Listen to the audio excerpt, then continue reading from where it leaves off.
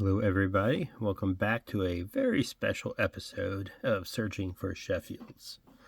In this episode, we are going to take a look at my Gary Sheffield card collection.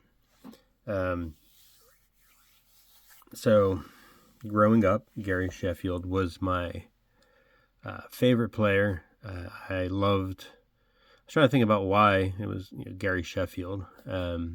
But I really liked his batting stance, how he used to kind of swing the bat, like before the pitch, kind of used to kind of rock it back and forth.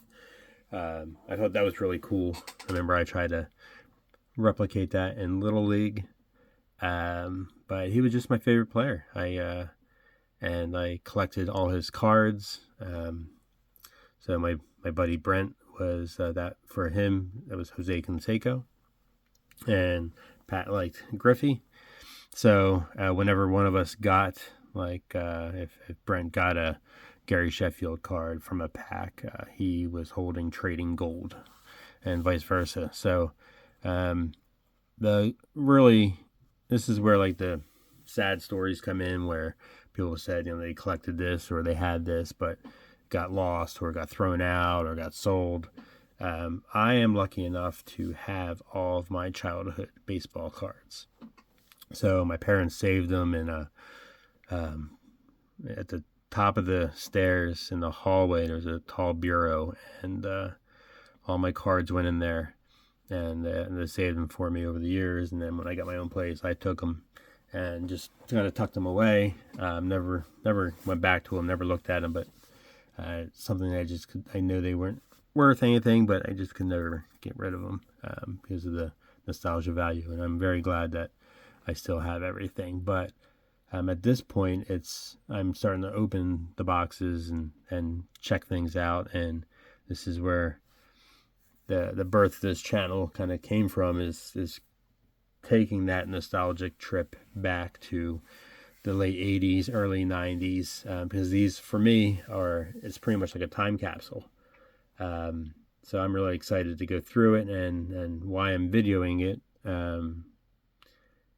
or documenting it this way is just because I think, for me, this would be, I don't know, it's gonna be a lot of fun, and I would like to vlog it as a video diary situation, and I also wanted to kind of post it on YouTube for anyone that maybe we grew up together, or everyone that's around my age probably, and I collected cards, probably has similar stories you can at least relate.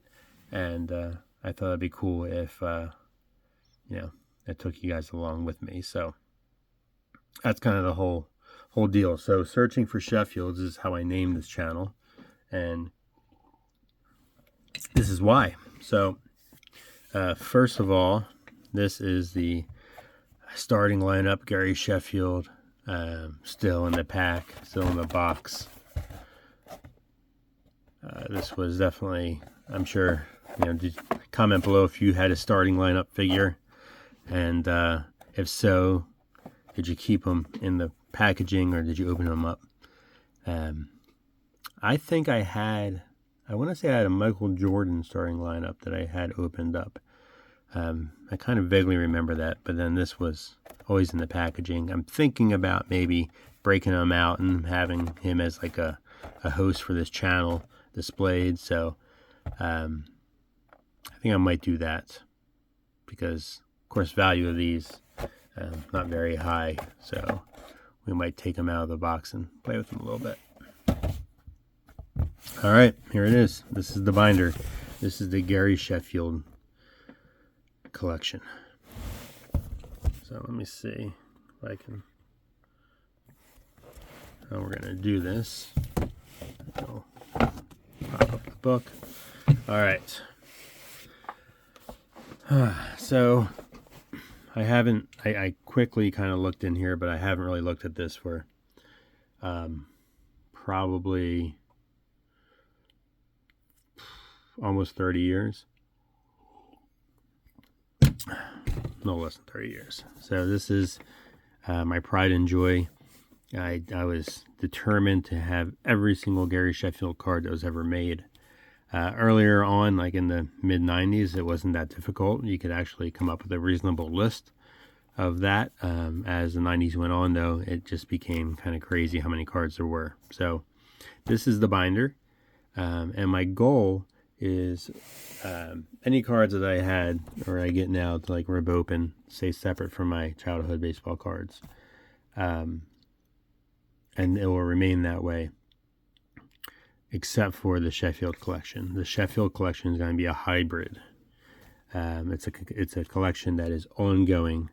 So I'm going to get these cards out of these. Some of these pages are not that great. So I'm going to get them into new pages and refresh this. But then what's going to happen is if we do have a pack and we get a Gary Sheffield, we're going to go to this binder and we're going to see, if we have it.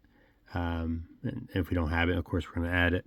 And if we do have it, we are going to choose the better, the card in better condition. So some of these cards are in pretty rough condition. So we'll just update and upgrade the collection as we go on and continue this task. But all right, let me see. I'm trying to figure out the best way to video this. So bear with me. All right. This is how it's going to be. So I'm just going to flip through. I remember going to like Cooperstown in the early 90s, and anytime we saw a card shop, I needed to go in because if you remember, card shops back in the day usually had a spot where they had individual cards by player. So I would go straight to the spot where they had, the S's for Sheffields, and I would flip through the top loaders to see if they had a Sheffield card that I didn't have yet. So that was really cool because I remember there was a card shop in Cooperstown it was a pretty big card shop at the time. I think we might actually run into the name of it as we flip through. And they had a bunch of different Sheffields they didn't have, so it was super exciting for me. But I think I also tried to do this in chronological order.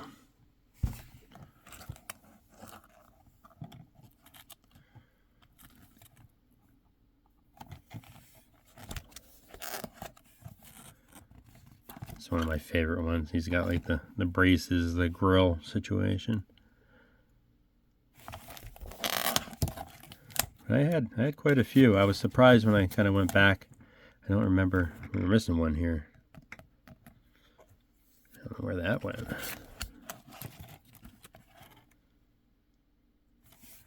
I had a pretty good collection. So it'll be fun to kind of go through and try to, this is the ultimate goal here, is searching for Sheffields, is to add more to this collection.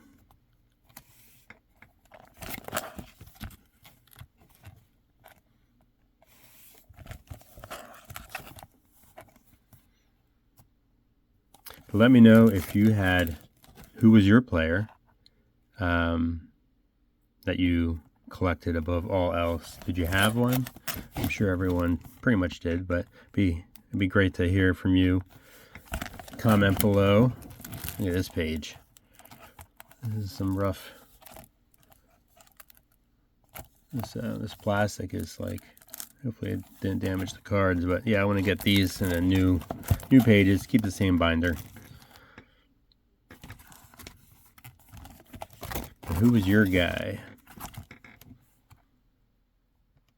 And you can see what's the other interesting thing is before we go.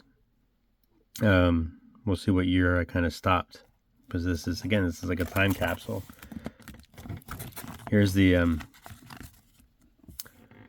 Baseball Nostalgia, Cooperstown, New York. So I don't know if that's still there or not, but that was the card shop. All right, so that's the end. So what year cards are these? 1994. Yeah, 94. So some of these are 93 and then 94. So that was about, the time that I thought I collected later, but I guess not. Right? These are 1994, I believe. Yeah.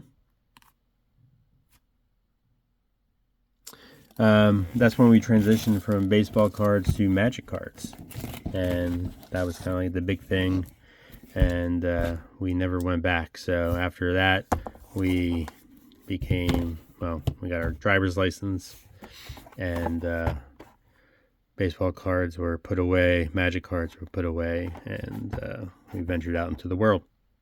So, I have these cards too. So these are the big cards.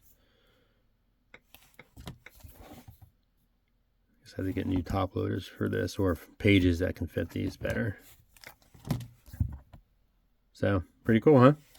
That's the collection. All right. Well, thank you for coming along. We're not going to do it this time, but this is an exciting addition to the Sheffield collection. This is a box of classic best minor league cards from 1993. And normally wouldn't care about this. I remember classic cards back in the day. They were always, the college players. Never really loved them. Still don't. However, look what it says here. Look for autographed cards of Barry Bonds and Gary Sheffield. So there's a possibility of getting a Sheffield auto in this box. So real excited for that. So we'll do that. We'll make that its own episode, though. And they're searching for Sheffield pursuits. All right. That's it. Like, subscribe, comment. I know I do see views on there, so these videos are starting to get out there a little bit. So just like to know that you saw it, what you like, what didn't you like, and until next time.